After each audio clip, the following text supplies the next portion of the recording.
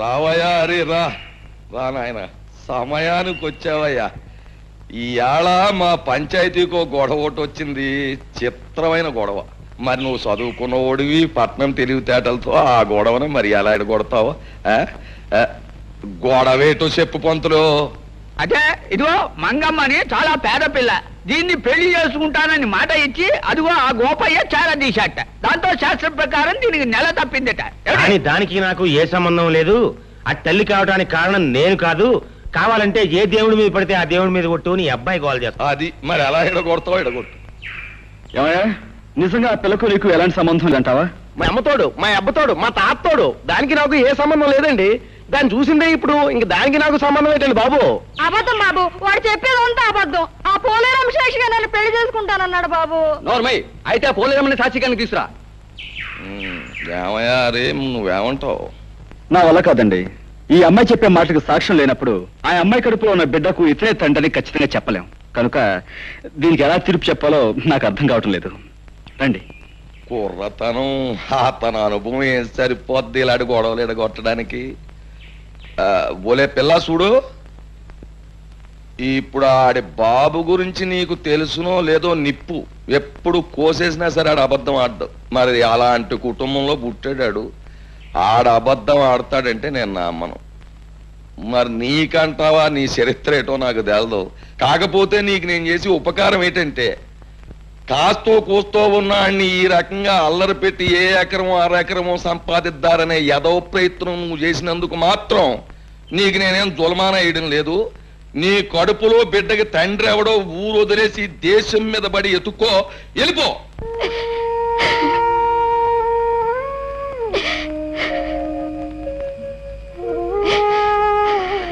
అక్క అక్క, మన తిరణాల్లో కొన్న లాటరీ టికెట్ కి 5 లక్షలు వచ్చాయి. వచ్చే మంగా నువ్వు ఎంత అదృష్టవంతురాలివే. ఆ డబ్బుతో పొలాలు కొనుక్కోవచ్చు, గొడ్డు గోదా కొనుక్కోవచ్చు, పెద్ద ఇల్లు కట్టించుకోవచ్చు. తప్పకనే ఓలే మంగా, నిన్ను కాదన్న కానుంచి నా మనసు ఎంత విశ్వాసలాడిపోయి దిగాలు పడిపోతున్నదో నీకేటి తెలిసే. ఏదో మా మేనమామ 5 ఎకరాలు పొలం ఎత్తాడంటే ఆశపడి కాదన్నానే గాని నిజానికి నీ మీద ప్రేమ లేకపోతే కడుపుతదేటి? అసలు నిన్ను అన్యాయం చేస్తే ఈ భూదేవత భగవంతుడు నన్ను ఊరుకుంటారేటి? నీ కడుపులో బిడ్డ నా బిడ్డే, నువ్వు నా మడిచివే. అప్పుడు ఆ 5 లక్షలు కూడా నీవే కదూ గోపయ్య? ప్రజలారా, వీళ్ళ సంగతి మీకు తెలిసిందే. మంగ కడుపులో ఉన్న బిడ్డకు గోపయ్య తండ్రిని నిరూపించడానికి నేనే ఈ లాటరీ నాటకం ఆడాను. డబ్బు మీద ఆశతో అందరి ముందు నిజం ఒప్పుకున్న ఈ గోపయ్యకు శిక్ష ఏమిటో మీరే చెప్పండి. సరే, ఇప్పటిదాకా ఈ గొడవ నువ్వే ఎడగొట్టుకొచ్చావు గనక ఆ తీర్పు కూడా నీ నోటితోటే చెప్పేయి.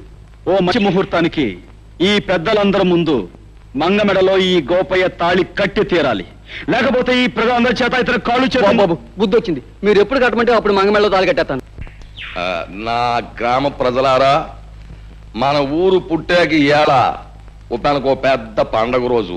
ఏం చేతంటే, మన హరిబాబు తన బుర్రతోటి ఒక గొప్ప నిజాన్ని బయటెట్టి మరి ఆ అమ్మాయి జీవితాన్ని నిలబెట్టాడు, కుర్రోడికి బుద్ధి చెప్పాడు, వాళ్ళను ఇంటోళం చేశాడు. అంచేత పోబోతున్న మాతరం కంటే 100 ఏళ్ళు బతకవలసిన ఈ కుర్రాడు ఇప్పుడు గ్రామంలో ఉన్న సమస్యలన్నీ పరిష్కారం చేసి గ్రామంలో న్యాయాన్ని ధర్మాన్ని నిలబెట్టవలసిందిగా కోరుతూ ఈ కుర్చీలోకి వచ్చి కూర్చోమని, ఈ దండాన్ని తీసుకోమని మీ అందరి తరఫున కోరుతున్నాను. హరిబాబు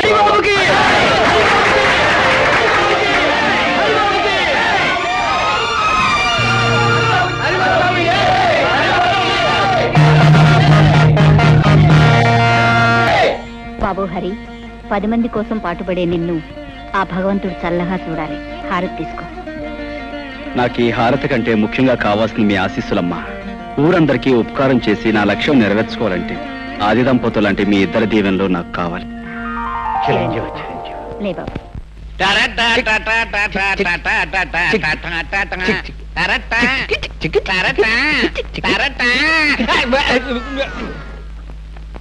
చలపతి, ఇవాళ పొద్దున్న టిఫిన్ జరపకొచ్చే శాస్త్ర ప్రకారం కాఫీ టిఫిన్ లాగా అయ్యి ఉంటుంది. అదేం కాదయ్యా, పొద్దునే మా అమ్మ నష్టపడలేకొచ్చాను. రామ రామ రామ సీత, రామ రామ రామ సీత, ఎవడు కూడా దెయ్యం పట్టిందా? ఏమిటి అవతారం?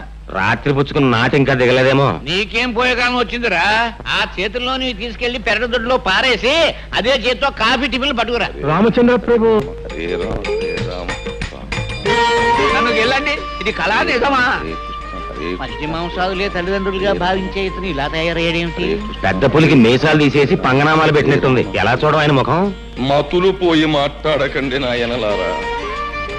ఈ వేళ నుంచి మనందరం దైవభక్తిలో ఆధ్యాత్మిక చింతనలు పవిత్రంగా గడపాలి.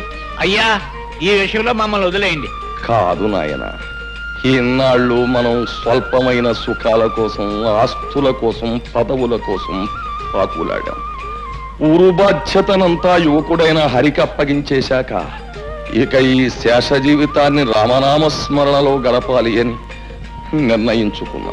ఈ నిర్ణయం స్కీమింగ్ మంచిదే. నేను వస్తాను. ఉండు, ఈవేళ పొద్దున్న మా ఆవిడ అవుతానండి, నేను వెళ్ళాలి. పంతవారం మైకి పెళ్లి ముహూర్తం పెట్టాలి. ఆగండి, ఒక్క అడుగు కూడా ముందుకు వెయ్యడానికి వీల్లేదు నాయనలారా.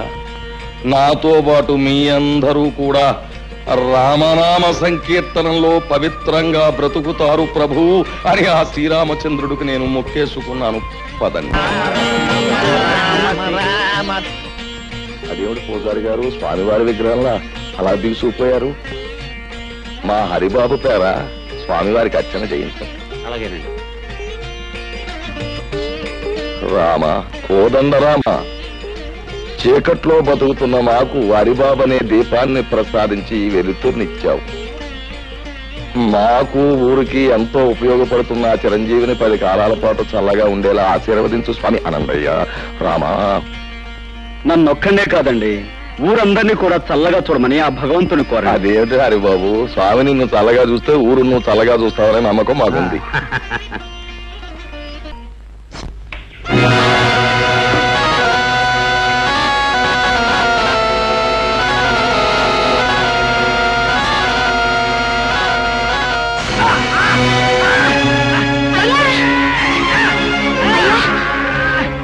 ఏమైందయ్యా?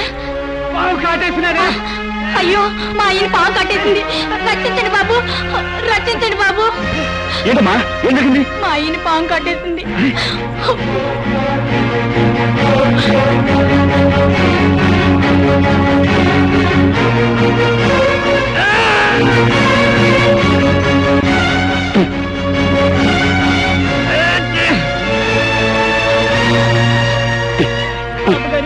మా ఆయనకి మరేం పర్వాలేదమ్మా, ఎందుకని మంచిది.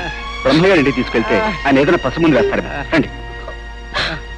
పొద్దున్నే ఆ వీధుల వెంట వెళ్ళడం ఏమిటి, ఆ కుక్కలు అరవడం ఏమిటి, ఆ పిల్లలు రాళ్ళు ఇచ్చుకుని కొట్టడం ఏమిటి, ఏమిటి మనకి కర్మ? పోలేండి, పొద్దున్నే గుళ్ళు గోపురాలంటూ తిరిగినా రాత్రి అయ్యేసరికి మందు స్కీమింగ్ లోనే ఉన్నాం కదా. ఎలాగూ మందు కార్యక్రమం ఉంది గనక శాస్త్ర ప్రకారం ఆయన వచ్చేదంటే కాస్త భక్తి నటించి భజన చేద్దాం. అమరపడిపోతాడు జీవి. రామ రామ రామ సీత, రామ రామ సీత, రామ రామ రామ సీత, రామ రామ రామ సీత. చాలా సంతోషం. మీరు అలా భక్తి పారవశ్యంలో చెలరేగిపోతుంటే ఈ సీతారాములు ఎంత ఆనందిస్తారు. కానీ రామ భజనకు ఓ పద్ధతి ఉంది. దయచేసి భక్తులంతా తివాసి మీద ఆశీనులు కలిగి ఇవాళ తివాసి సెటప్ అనుకుంటాను. అది రాముడు ఆ పెట్టి తీసి ఎవరి వాళ్ళకి అందించి.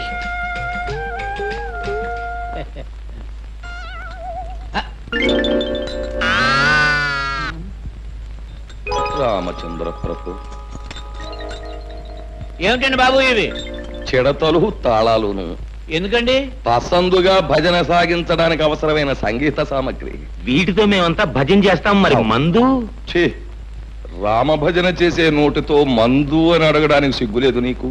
ఈ వేళ నుంచి ఆ నీచము క్షుద్రమైన పానీయాన్ని వదిలేశాం.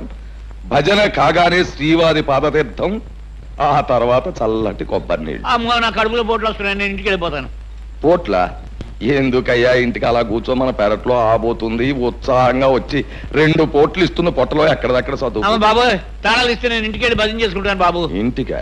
వ్యక్తిగతంగా భజన చేస్తే ముక్తి మోక్షం లభించవు నాయన. భజన అనేటటువంటిది ఎప్పుడు కూడా ఒక చోట కూర్చుని ప్రశాంతంగా సామూహికంగా చేసినప్పుడే దాని ఫలితం. మర్చిపోయాను, రేపటి నుంచి ఇదే వేళకి ప్రతిరోజు ఇక్కడ భజన కార్యక్రమం ఉంటుంది. ఒకవేళ ఎవరికైనా ఒంట్లో జ్వరం వచ్చి గాని, కడుపులో పోట్లు వచ్చి గాని, నీరసంగా ఉండి గాని, భజనకు హాజరు గాని పక్షంలో నేను మాత్రం రాను. ఒక గంట అటు ఇటులో ఆబోత్ వచ్చి మిమ్మల్ని పరామర్శిస్తుంది. పంతులు మొదలుపెట్టు.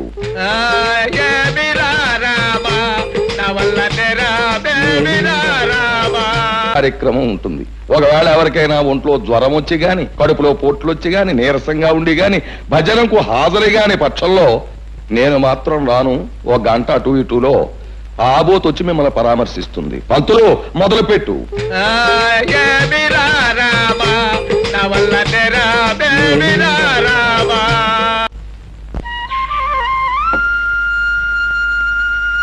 హరిబాబు, నువ్వా?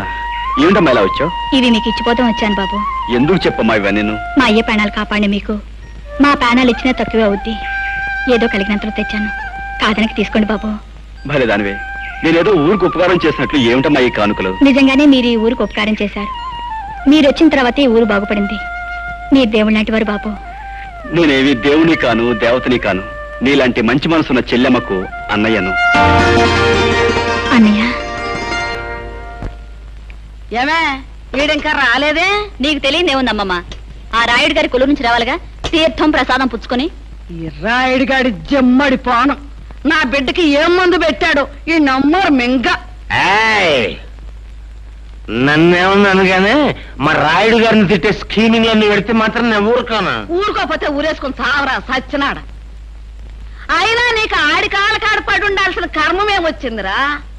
లక్షణంగా మీ అయ్య పోతా పోతా ఈ లంకంత కొంప 10 ఎకరాల మాగాని ఇచ్చిపోయాడు. మహారాజులాగా కాలు మీద కాలేసి కూర్చోక అయినా నీకుండాలిరా బుద్ధి.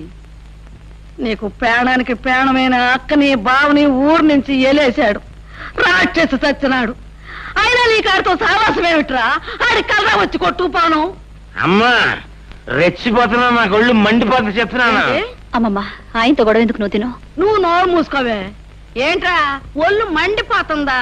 ఒళ్ళు మండిపోతే ఆ రాయుడుగాడు నువ్వు ఇద్దరు కలిసి పెద్ద చెరువులో దూకండి. ఇదిగో చూడు, ఇంకొకసారి నా దగ్గర రాయుడుగాడి మాట ఎత్తినా వాడిని పొగిడినా నాకు ఈ అన్నం కూడా సహించదు. తినపోతే మానేవే. మానే ఏంటి నువ్వు తినపోతే మానే. విన్నావా? మానేస్తాను రా, మానేస్తాను. ఒక్క పూట తిండి లేకపోతే నేను ఎంత చేస్తాను అనుకున్నావా? ఆ రాయుడుగాడి పేరు చెప్పుకుని నువ్వే ముద్దలు తినరా? ఆఖరి కాడు సావాసం చేసి ఈడు కన్న తల్లినే అన్నం తినద్దనే కాడికొచ్చాడు. ఇక ముందు ఏమైపోతాడు? అమ్మమ్మ, నా మాట విను. ఇదిగా నేనెవరనుకున్నావే? సత్య స్వర్గానున్న సీతపల్లి హరిశ్చంద్ర పెళ్ళాన్ని. నేను మాట అంటే మాటి, నేను చచ్చినా తిన్ను. కన్న తల్లి కంటే, తోడుపుట్టిన అప్పు చెల్లెల కంటే, కట్టుకున్న పెళ్ళారి కంటే ఆ రాయుడు సచ్చినాడు ఎక్కువైపోయాడు. వీడికి ఎవరినమ్మా తిడుతున్నావు? ఇంకెవరని తిడతానయ్యా? నాకుండాడుగా ఓ సుపుత్రుడు, ఆడిని తిడతన్నా. ఆ రాయుడుగాడు పోసే 4 చుక్కలు మరిగి ఆడికి తొత్తైపోయాడు. ఇదేంట్రా అయ్యా అన్న అంతే. ఎంత ఎత్తుని ఎగిరి కన్న తల్లిని కూడా చూడకుండా నాకు అన్నం పెట్టను పబ్బు అన్నాడు. ఏంటమ్మా నువ్వు అన్నం తినలేదా? నాకొద్దు. కూర్చో, మాతో పొడి తిందువు గాని. నాకొద్దయ్యా, ఓ పూట తిండి లేకపోతే చచ్చిపోతానా? అమ్మమ్మ, నువ్వు తినకపోతే మేము తినం. అయ్యయ్యో, ఏంట్రా మనోడా? అదేంటి, నేను నీకేమవుతానని? చూడు, నేను అమ్మమ్మ అని పిలుస్తున్నానా? నువ్వు మనవడా అని మనస్ఫూర్తిగా పిలుస్తున్నావా? ఇంతకంటే మన ఇద్దరి మధ్య ఏ బంధం కావాలి చెప్పు. నా నాయనే, ఏ ఏళ్ళు చల్లగా ఉండు. పరాయి బిడ్డవి నీకున్న పాట అభిమానం లేకపోయిందా యాదవకి? నా కడుపుని చెడబుట్టాడు రా. పోన్లే దా.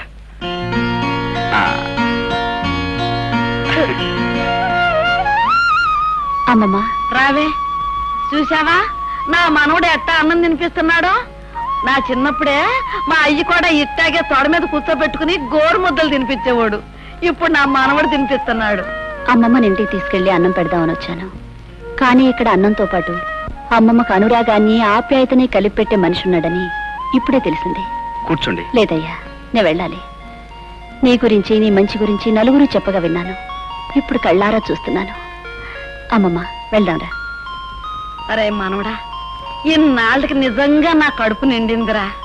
ఇదిగో ఈసారి ఆడి మీద కోపం వస్తే నీ ఇంటికే వస్తా అన్నానికి. కోపం రాకపోయినా రావచ్చు, ఎందుకంటే అక్కడ ఉంది నీ కొడుకయ్య, ఇక్కడ ఉంది నీ మనవడు. ఉంటారా? అయ్యో, ఇంకో ముద్ద. అది ఏం చేస్తావు? చేయవలసిందంతా చేసేసావు కదా. ఇదిగో తెల్లారగట్టే బయటెళ్ళి టౌన్ లో మీ అమ్మమ్మ గారి ఇంటికి వెళ్ళిపో. ఇదిగో అవ్వారం అంతా సర్దుబాటు చేసా, కౌరెడతాను, తిరిగి తగులెడదు కానీ ఊళ్ళోకి వెళ్ళు.